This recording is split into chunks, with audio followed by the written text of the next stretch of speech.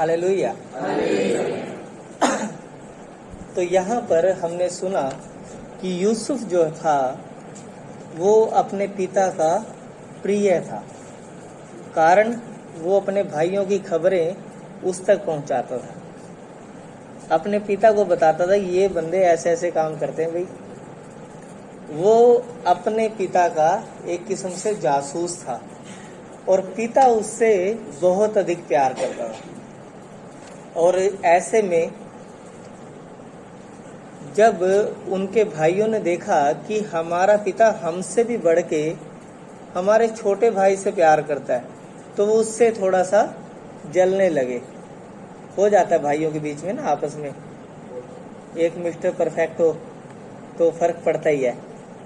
तो ऐसे में क्या हुआ, उसके पिता ने आग में घी का काम करते हुए अपने बेटे के लिए एक रंग बिरंगा अंगरखा भी बनवा दिया, या फिर हम कह सकते रंग बिरंगा एक कोट बनवा दिया। हर तरह के कलर थे उसके अंदर, और उन सब कलर के अंदर लाल, पीला, पिंक या फिर जो भी जितने भी कलर होते हैं, सब तरह के कलर के साथ एक कलर और भी था, वो था ब्लैक, जो दुख को दर्शाता है, जो मातम को दर्शाता है। अब ऐसे में क्या हुआ कि यहाँ पर यूसुफ ने एक स्वप्न देखा। देखिए अभी तो आग में घी का काम चल रहा था, अभी ये स्वप्न भी देख रहा है। और स्वप्न जाके बता किसको रहा है? जिन्हें सबसे ज्यादा मिर्ची लगती है, जो सबसे ज्यादा इससे चिढ़ते हैं, उन्हीं को जाके कहता देखो भाई मैंने एक स्वप्न देखा है, हम सब खेत में पुले बांध रहे और मेरा पुला अपने आप सीधा खड़ा हो गया और तुम्हारे पुलों ने उसे गिरकर दंडवत किया। कहता था तू क्या सचमुच हम पर राज्य करेगा, हमारे ऊपर प्रभुता करेगा, यानी कि हम तेरे गुलाम हो जाएंगे। वो और भी ज्यादा खुंदक खाने लगे। अब इसने एक और स्वप्न देखा 11 तारों का। क्या कहता है, फिर उसने एक और स्वप्न देखा और अपने भाइयों से उसका भी यूं वर्णन किया, सुनो मैंने एक और स्वप्न देखा है, सूर्य और चंद्रमा और 11 तारे मुझे दंडवत कर रहे हैं। अब कहता है भाई जो तुम्हारे पैदा करने वाले हैं वो भी मुझे दंडवत करेंगे। अब ये और भी ज्यादा जलने लगे। तो ये था यहाँ तक का वृतांत। अब हुआ क्या, यूसुफ ने जब ये बातें उन्हें बताई तो ये लोग इतना चिढ़ गए, इतना जल गए। थोड़ी देर बाद आपको पता लगेगा कि यूसुफ को इन्होंने गड्ढे में डाल दिया और फिर इसे बेच दिया। लेकिन ये तो स्वप्न देख रहा है कि ये राजा बन रहा है, ये स्वप्न देख रहा है कि मेरे भाई मुझे दंडवत कर रहे हैं, लेकिन हो कुछ हो ही रहा है। हो सकता है आज हमारी परिस्थितियों में ऐसा हो, आज हमारी परिस्थितियां ऐसी हों कि हमें ना वो चीज दिखाई नहीं दे रही जिसके लिए हम बनाए गए हैं, या फिर जिसके लिए हम ये चाहते हैं कि प्रभु ये काम हमारी जिंदगी में होना चाहिए। हो सकता है आज वो हमें दिखाई नहीं दे रहा, सब चीजें प्रकट में होती भी नहीं। जब बंदा गवर्नमेंट जॉब की तैयारी करता है ना, वो बेचारा तैयारी करता रहता है, एग्जाम भी दे आएगा, कुछ नहीं होता दिखता उसे, लेकिन अंत में अपॉइंटमेंट लेटर ही आता है, ले भाई तू लग गया। उसकी मेहनत का प्रतिफल उसे दे दिया जाता है। यहाँ पर क्या हो रहा है जरा गौर कीजिएगा, एक व्यक्ति जिसे प्रभु दर्शन दे रहा है कि मैं तुझे ऊंचा उठाऊंगा, मैं तेरे भाइयों से तुझे ऊंचा उठाऊंगा। एक ऐसा लड़का जिसे परमेश्वर स्वयं ये स्वप्न दिखा रहे हैं, दर्शन दे रहे हैं कि तेरा अंत फल ऐसा होगा कि तू अपने भाइयों में सबसे ऊंचा होगा। अभी सबसे छोटा है क्योंकि उस टाइम बिन्यामीन पैदा नहीं हुआ था। कहता अभी तू सबसे छोटा है तो मैं तुझे सबसे ऊंचा उठाऊंगा। और अभी देखिए 11 तारे उसे दंडवत कर रहे हैं, अभी 11वां भाई आया नहीं जो दंडवत करेगा। अभी 10 भाई हैं यूसुफ से अलग। उसके बावजूद परमेश्वर भविष्य की बात उसे दिखा रहे हैं कि तेरे एक और भाई होने के बाद 11 भाई तेरे होंगे और वो तुझे दंडवत करेंगे। परमेश्वर उसे दर्शन की बात दे रहे हैं और मैंने कहा जहां दर्शन की बात नहीं होती वहां लोगों के अंदर अनुशासन खत्म हो जाता है। अब यहां पर क्या हुआ, ये सोच रहा है कि मैं अपने भाइयों में ऊंचा उठूंगा, और तुरंत इसके भाई इसे कहां डाल रहे हैं, जाना था ऊपर और गया। लेकिन ये क्या सोच रहा है, ये अपना विजन, अपना दर्शन अपने सामने रखे हुए हैं, और क्या सोच रहा है, मैं ऊंचा उठाया जा रहा हूं। हालेलुया, मैं ऊंचा उठाया जा रहा हूं।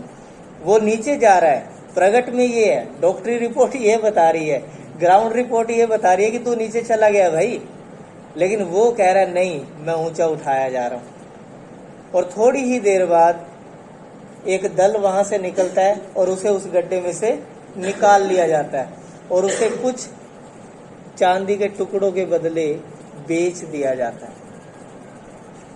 अपने भाई उसे बेच देते हैं। यही काम यीशु मसीह के साथ हुआ। उसका अपना मित्र, अपना भाई यहूदा इस्करियोती उसे बेच आता है 30 चांदी के सिक्कों के बदले। ये जो पुराना नियम है, ये हमें दिखाता है यीशु मसीह क्या क्या करेंगे, उनके साथ क्या क्या होगा। बस हमें इसके अंदर से यीशु निकालना है। फिलहाल हम आज यीशु नहीं निकालेंगे इसमें से, हम यहाँ पर दर्शन की बात कर रहे हैं। तो उसने अपना दर्शन अपने सामने रखा हर समय। तो जैसे ही वो लोग उसे खरीद कर ले गए, अब ग्राउंड रिपोर्ट क्या बता रही है, तू अब एक स्वतंत्र व्यक्ति की बजाय एक गुलाम हो गया। अब तू खरीदा जा चुका है, अब तेरी मर्जी नहीं चलेगी। लेकिन ये अपने दर्शन को सामने रखकर कहता है नहीं, मैं ऊंचा उठाया जा रहा हूं। हालेलुया, हालेलुया, मैं ऊंचा उठाया जा रहा हूं। चाहे तुम लोग कुछ भी कहो, तुम्हारी ग्राउंड रिपोर्ट, डॉक्टर रिपोर्ट, जो मर्जी कहे, मैं ऊंचा उठाया जा रहा हूं, क्योंकि मेरा दर्शन ये है। तुम्हारा दर्शन मुझे नहीं पता, तुम्हारा दर्शन हो सकता है तुम्हें कहे कि हाँ यूसुफ को गुलाम बनाओ, लेकिन मेरा दर्शन ये कहता है कि मैं ऊंचा उठाया जाऊंगा और अपने भाइयों से ऊंचा उठाया जाऊंगा। अब ये व्यक्ति जाता है पोतीफर के घर में और वहां पर गुलामी करता है। गुलामी करते हुए जब उस पोतीफर को दिखता है कि यूसुफ के साथ परमेश्वर रहता है, जब आप इस कहानी को पढ़ेंगे आनंद आ जाएगा आपको पढ़ के कि यूसुफ के साथ उसके भाई नहीं गए गुलामी में, यूसुफ के साथ परमेश्वर गया। और क्या लिखा है, यहोवा यूसुफ के संग संग रहा, और जिस काम को यूसुफ करता था यहोवा उसे सफल कर देता था। और यूसुफ के कारण परमेश्वर ने पोतीफर को आशीष दी कि हाँ मेरे दास को ये खाना दे रहा है ना, मेरे दास को ये काम दे रहा है, मैं इसे आशीष दूंगा। आप जहां पर रहेंगे आपके द्वारा लोग आशीष पाएंगे। अगर ऐसा नहीं है तो आप उस जगह के लिए नहीं हैं। थोड़ा टाइम और आप वहां से निकाल लिए जाएंगे। जैसे ही आप वहां पर पहुंचेंगे जहां पर आपके द्वारा लोग आशीष पाना शुरू करें, इसका मतलब वही सही स्थान है, वहां से परमेश्वर आपको उठाने वाले हैं। Hallelujah, hallelujah.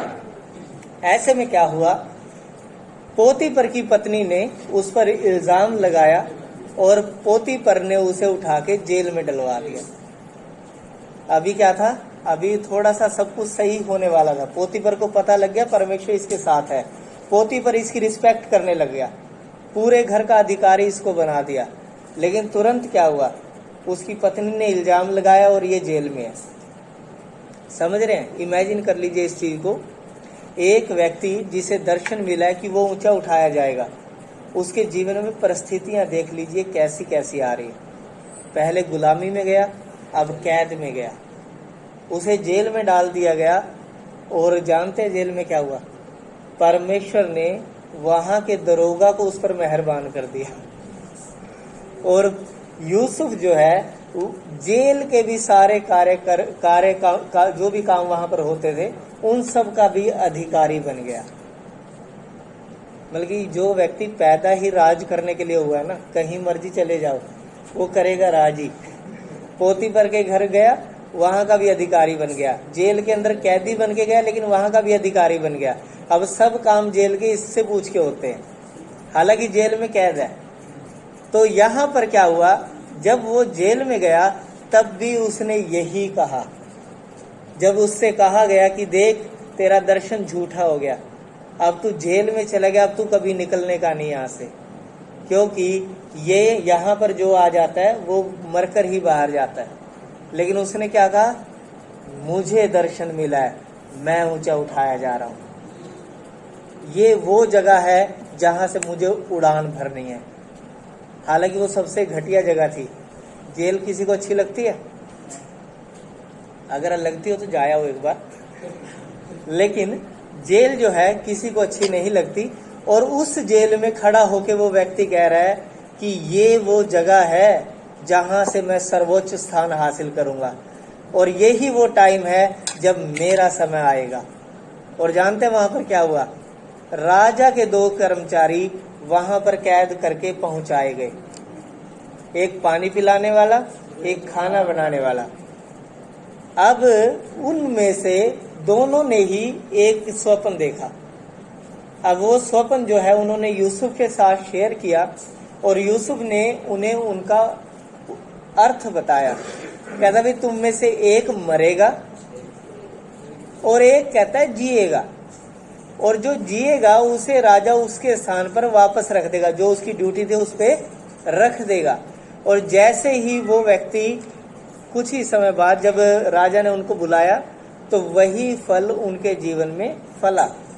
और यूसुफ ने उससे एक बात कही थी, कहता जब तेरे साथ ये हो जाए जो बचने वाला था, तो कहता मुझे याद रखना, राजा से मेरी चर्चा करना, ताकि मैं इस जेल से निकाला जाऊं, क्योंकि कोई गुनाह तो अभी तक किया नहीं।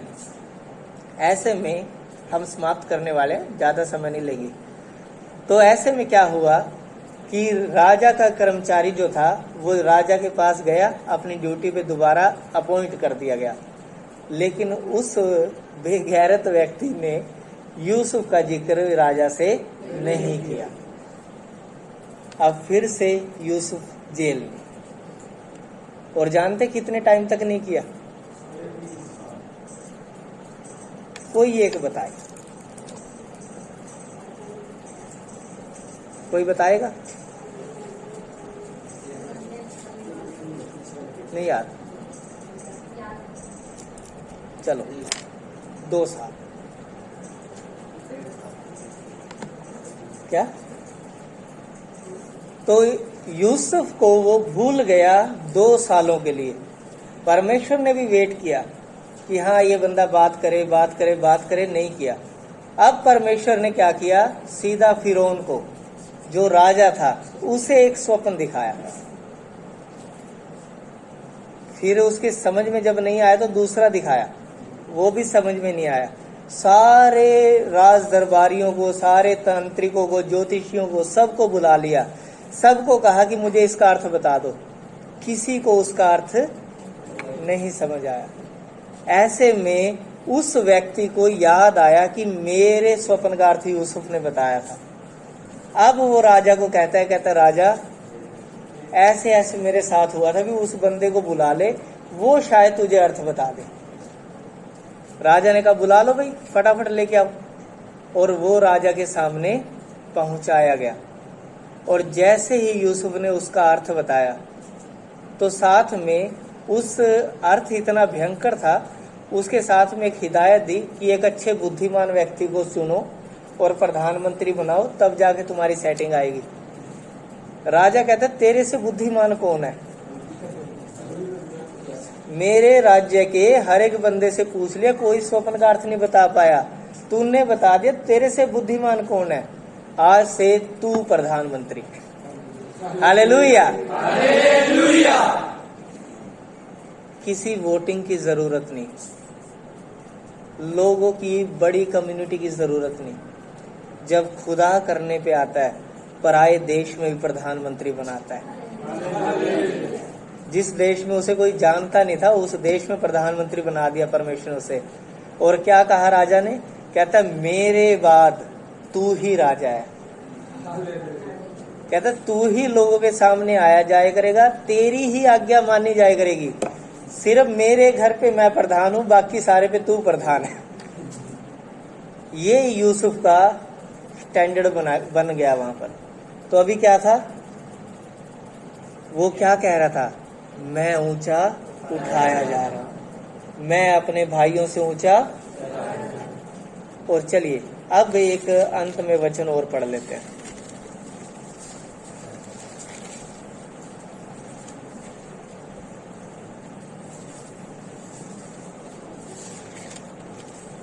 स्वप्न कितनी बार देखे थे? 2 बार। तो देखिए फिर क्या लिखा है, 42 अध्याय उत्पत्ति की किताब,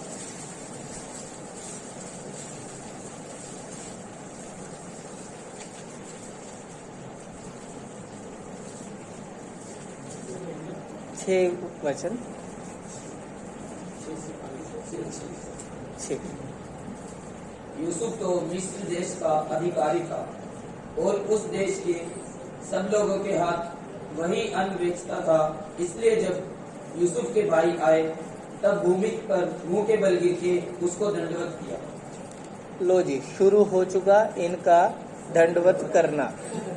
ठीक है, अब एक और वचन पढ़ेंगे, 43 का 26।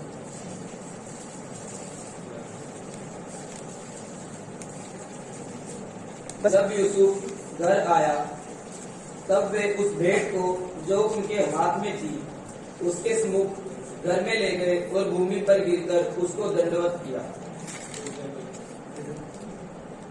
हाँ जी, चलिए फिर पढ़ दें इसका 44 का 14 वचन।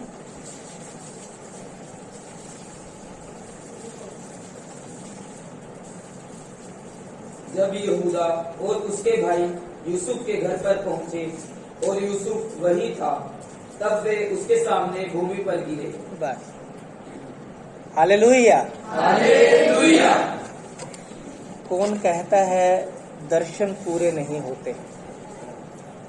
कौन कहता है परमेश्वर यदि आपको कुछ दिखाए उसे पूरा नहीं करेगा? अगर वो कार्य परमेश्वर ने आपके जीवन में दिया है, वो बात परमेश्वर ने आपके जीवन में दी है, तो वो उसे पूरा करने के लिए जागृत है। यिर्मयाह को परमेश्वर कहता मैं अपने वचन को पूरा करने के लिए जागृत हूँ। जो बात मैंने कह दी, चाहे पृथ्वी पलट जाए, सुलट जाए, कुछ मर्जी हो, मैं उसे पूरा करूँगा। और आपके लिए बता दूं, यहोवा के लिए कोई काम कठिन नहीं है। अगर परमेश्वर ने आपकी जिंदगी में आज के समय में वो कार्य नहीं किया जिसकी आपको तलाश है, तो वो आने वाले समय में उसे करने वाले हैं। सिर्फ आपको करना क्या है, आपको अपने दर्शन को अपने सामने रखना है। अगर आप अपने दर्शन को अपने सामने रखेंगे तो वो काम जरूर होगा। अगर इसको इस तरीके से देखें, एक परिवार के पास कोई संतान नहीं थी और उन्होंने गोद लेने की भी काफी कोशिश की और उन्हें नहीं मिला। तो ऐसे में क्या हुआ, वो काफी दिनों तक प्रार्थना करते रहे कि प्रभु हमारे लिए इंतजाम कर, हमारे लिए इंतजाम कर। तो जब कोई इंतजाम नहीं हुआ तो अचानक से हगीज डायपर का नाम सुना आपने? हगीज, वो अपनी कंपनी का प्रमोशन कर रहे थे, तो उन्होंने क्या किया, 2 डायपर पैक करके उस कॉलोनी के हर घर में पहुंचा दिए और एक इनके घर भी पहुंच गया। कोरियर आया और वो इन्हें देके गया। तो ये कहते भी हमने तो मंगवाए नहीं, कहता जी ये फ्री है और आपके लिए है। अब उसने क्या किया, उस डायपर को निकाला और अपने पति को बताया, कहते ये 2 डायपर आए हैं। कहते ये 2 डायपर नहीं आए, 2 बच्चे आए हैं। और उन्होंने क्या किया, उस डायपर को हमेशा अपने सामने रखना स्टार्ट किया। लगाओ, अगर बेडरूम में तो बेडरूम में रख लिया, या फिर जहां वो ज्यादा टाइम बिताते थे वहां उन्होंने रखना शुरू किया, ताकि हर दिन वो उसे देख सके। वो हर दिन उसे देखते और ये कहते कि मेरा परमेश्वर हमें दे रहा है, और अब 1 नहीं 2 दे रहा है। और थोड़े ही दिनों बाद एक फोन उनके पास आया, कहता क्या आप एक गुड़िया गोद लेना चाहेंगे, क्या आपको इच्छा है? कहता है जरूर हम लेना चाहेंगे। कहता है क्या आप 2 ले सकते हैं? कहता है क्यों? कहता है 2 जुड़वा हुई हैं ये। वो कहता है हमें कोई समस्या नहीं, हम 2 का ही इंतजार कर रहे थे। वो गए और थोड़ी ही टाइम बाद उनके पास 2 संतान थी। अगर आप अपने दर्शन को अपने सामने रखते हैं हमेशा, तो वो दर्शन आपके अंदर पैदा होना शुरू हो जाता है। जब तक आप अपने दर्शन को अपने सामने नहीं रखेंगे, तब तक आप उसके लिए परमेश्वर से मांग नहीं पाएंगे। अगर आपको एक घर चाहिए, तो जैसा घर आप चाहते हैं उसकी फोटो अपने घर लगा लिए, जहां आप इस टाइम हैं, जैसा आप चाहते हैं, और बोलिए कि हाँ ये घर मेरा है, ये घर मेरा है, और परमेश्वर आपको उसे देगा, क्योंकि परमेश्वर के पास किसी भी चीज की कोई कमी घटी। ये उन जरूरतों के बारे में बात कर रहा हूं जिसकी आपको जरूरत है और वो आपके पास नहीं है। यहाँ पर लालसा की बात नहीं चल रही, मैं क्लियर कर दूं, क्योंकि बाइबल ऐसा भी कहते हैं तुम मांगते हो लेकिन तुम्हें मिलता नहीं, क्योंकि बुरी अभिलाषा से मांगते हो ताकि अपने भोग विलास में उड़ा दो। यहाँ बात जरूरत की चल रही है। जो आपकी जरूरतें हैं परमेश्वर उन्हें जानते हैं, आप उन्हें क्लेम कर सकते हैं ये बोलकर कि प्रभु ये चाहिए। आप परमेश्वर की समस्या नहीं बढ़ा रहे, आप उसे तंग नहीं कर रहे बड़ी जरूरत बता के, उसके लिए कोई मुश्किल नहीं है। समझ पा रहे हैं आप? जब वो एक कैदी को प्रधानमंत्री बना सकता है, सारे केस उसके खत्म हो सकते हैं, तो आपके क्यों नहीं? आप तो अभी जेल में गए नहीं, तो आपका क्यों नहीं प्रभु काम करेगा? क्यों आपके जीवन में ऐसा होगा कि आपकी जरूरतें पूरी नहीं होंगी? या तो आपने कोई बहुत बड़े गुनाह कर दिए मसीह में आने के बाद भी, और आपको ये फील हो रहा है कि हाँ मेरी सुनी नहीं जाएगी, तो भी मैं आपसे कहता हूं कि आप अपने घुटने टिकाएं और प्रभु आपकी सुनेंगे।